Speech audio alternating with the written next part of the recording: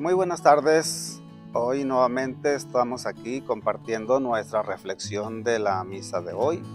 La primera lectura de toda esta cincuentena pascual nos presenta de manera progresiva un recorrido por el libro de los Hechos de los Apóstoles. Si es cierto pues que los evangelios narran la vida de Jesús, pues el libro de los Hechos narran la vida de Jesús en la persona de aquellos apóstoles que se van con todo para cumplir con el mandato misionero de ser testigos de Cristo. Entonces el libro de los Hechos nos narra la iglesia, la historia de la iglesia en sus inicios. Y el día de hoy, del capítulo 11 del libro de los Hechos, encontramos un episodio muy interesante. Sucede algo que va a ser muy decisivo para la iglesia de todos los siglos posteriores. Resulta que el apóstol Pedro en alguna ocasión está en alguna ciudad llamada Jope, junto al mar Mediterráneo, y ahí él tiene una experiencia, una visión. Después de esta visión recibe a alguien que va a buscarlo, de parte de un soldado romano que está en otra ciudad llamada Cesarea. Y entonces Pedro va hacia allá. Cuando llega a la casa de este centurión, que se llamaba Cornelio, por cierto, resulta que ahí Pedro tiene la ocasión de anunciar el evangelio. Y esto parecería muy normal, pero no lo era, no para esos tiempos. Porque resulta que Pedro entró en la casa de un pagano, cosa que estaba estrictamente prohibido. De hecho, ¿recuerdan ustedes aquel episodio en el que un oficial romano le dice a Jesús que tiene a alguien enfermo en su casa? Y Jesús le dice, pues vamos para allá. Jesús es muy generoso, accede a la petición y dice, vamos hasta ese lugar. Y dice aquel hombre, no, Señor, basta con que digas una sola palabra y mi siervo quedará sano. Porque aquel hombre, que era extranjero, era pagano, sabía perfectamente que los miembros del pueblo de Israel no entraban en casa de paganos. Jesús pensaba hacerlo y este hombre dice, pues no tienes por qué molestarte. Pero yo creo que aunque tú no vayas a casa, tú con decir una palabra podrás lograr lo que te estoy pidiendo. Bueno, esto lo menciono solamente para entender lo que pasa con el apóstol Pedro. Entra en la casa, él sí entra en la casa del centurión romano. Él sí se sienta a comer con él. Y con eso, pues Pedro está rompiendo de una manera aparentemente rebelde la ley de la pureza que estaba implícita en la ley de Moisés. Y cuando regresa a Jerusalén, pues los cristianos que eran de origen judío, tanto como Jesús, como Pedro, como los apóstoles, le dicen, ¿cómo es posible que hayas hecho semejante cosa? Nos hemos enterado que entraste en la casa de un pagano, te pusiste a convivir con él, comiste con él. Entonces diríamos hoy en día, coloquialmente, guácala, hiciste algo que no deberías de haber hecho. Pero Pedro es ahí en donde se pone a darles no explicaciones, no argumentos, simplemente les comparte su experiencia y les dice, miren, pues yo estaba en un lugar llamado Jope, ahí tuve una visión, yo estaba haciendo mi oración y en una visión pude contemplar un mantel que bajaba del cielo y se puso delante de mí.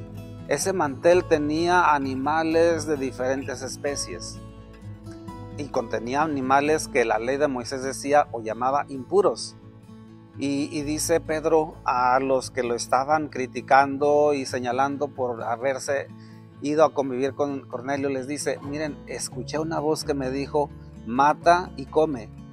Y entonces yo le dije a esa voz, pero son animales impuros y yo no puedo comer algo que sea impuro. Y la voz me contestó, no llames impuro lo que yo he creado. Y entonces la visión desapareció. Después de esa visión fue cuando llegan las personas de parte de Cornelio, que es otra historia. Cornelio también había tenido un sueño y Dios le había dicho: en Jope está un hombre, tienes que ir mandar a hablar por él, llamar por él y tráelo, él te dirá lo que tienes que hacer. Entonces Pedro tiene una visión, Cornelio tiene una visión también. Entonces Pedro, con esta visita de quienes van de parte de Cornelio, entiende que esos animales considerados impuros no se trataba solamente de lo que la ley de Moisés señalaba que no deberían de comer o no deberían de aceptar. Pedro cayó a la cuenta: Dios me está diciendo que así como puedo comer animales que la ley de Moisés llama impuros, de igual manera, cuando se refiere a las personas, no puedo hacer distinción. No puedo decir, estos sí son personas que son de Dios y estas personas son impuras porque vienen de otras naciones y no merecen mi amistad o que yo les comunique el mensaje de la salvación.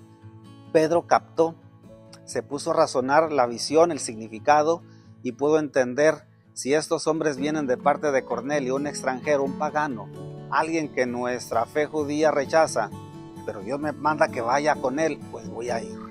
Y sorpresa, Pedro llega con Cornelio, le comunica el mensaje de la salvación. Cornelio cree en Jesucristo, se hace bautizar, y no solamente eso, todos los de su familia también lo hicieron. Entonces, esta manera de presentar el apóstol Pedro la experiencia que tuvo hace que los que inicialmente lo acusaban de haber hecho algo indebido, ahora reconozcan los planes de Dios juntamente con Pedro, porque ellos sabían que Jesús es el Salvador, y eso no se discute. Pero en ese tiempo no sabían que la salvación era para todos. Ellos pensaban que la salvación de Jesús era solamente para el pueblo de Israel, los descendientes de Abraham. Y ahí ese es el punto que yo quisiera subrayar, una acción decisiva en la vida de la iglesia en los inicios. Ellos ya van entendiendo que la salvación es un regalo que Dios quiere conceder a todos los hombres de todo el mundo y de todos los tiempos. Un gran avance en la comprensión de los planes de Dios. Nuestra enseñanza para nosotros podría ser esta: ¿cuántas veces nosotros, como la ley judía o como los primeros cristianos en sus inicios, llegaban a pensar que había personas merecedoras de cosas buenas y personas que no alcanzan las bendiciones de Dios y a las cuales o por las cuales no hay que esforzarse tanto? ¿Hasta dónde hacemos distinción de personas? ¿Hasta dónde pensamos este sí merece las cosas buenas que yo le pueda compartir, pero aquella persona, porque es diferente, porque tiene otras ideologías, porque es de otro credo político, incluso porque es de otra religión, o porque no cree en Dios, o porque sí cree en Dios y forma parte de mi comunidad de fe, pero tiene pensamientos diferentes a los míos? Por tantas razones las hemos hecho a un lado, marginado. Creo que estas acciones que acontecen primeramente en el apóstol Pedro nos ayudan a entender que sí, aun cuando haya diferencias entre personas, sin embargo, es un solo Dios, una sola nuestra fe, una la salvación que es para todos por igual. De manera pues que en este texto podríamos nosotros de veras como evaluar hasta dónde nos hemos cerrado a algunos y nos hemos abierto a la convivencia a aquellos con los cuales compartimos cosas en común. No podemos restringir la fe, el mensaje de la salvación, la amistad, el afecto y la solidaridad a unos cuantos. Si Jesús vino a salvarnos a todos, el creyente debe de estar abierto también a la aceptación de todos y llevar y compartir lo que de Dios ha recibido. La bendición de Dios Todopoderoso, Padre, Hijo y Espíritu Santo les acompañe siempre.